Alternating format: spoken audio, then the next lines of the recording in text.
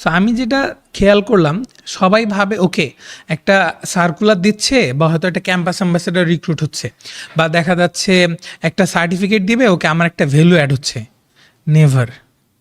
এবং এমএনসিতে বলি, বা আমরা যদি আর্লি ক্যারিয়ার ডেভেলপমেন্টের যেসব প্ল্যাটফর্ম আছে ওখানে বলি, দে নেভার কাউন্টেড। এখন মনে করেন আমি একই সাথে ফিল্মও বানাইলাম, আমি একই সাথে আবার হচ্ছে ব্র্যাকেরও একটা ওয়ার্কশপ করতেছি। আমি ব্র্যাক ইউনিভার্সিটিতে পড়ি, সো পড়া শেষ করছি। সো ওই জায়গা থেকে ব্র্যাকের নামটা হয়তো অনেকবার চলে আসবে, because BRAC gave me the platform and everything. So দেখা যাচ্ছে আমি আবার কমিউনিটি ডেভেলপমেন্ট প্রজেক্টও কাজ করতেছি, আবার আপনি একটা সেলসের ওয়ার্কশপও করছেন। তাহলে হোয়াটস ইয়োর অ্যাকচুয়াল গোল? আমরা হয়তো বলতেছি okay my CV is super strong. আপনি ইউনিভার্সিটি লাইফে 4 বছর এত বেশি কো কারিকুলার অ্যাক্টিভিটিস করছেন, বাট এগুলো আপনাকে আপনার ফিল্ডটা ডিসাইড করতে হেল্প করে নাই। সেটা কীরকম ভাইয়া?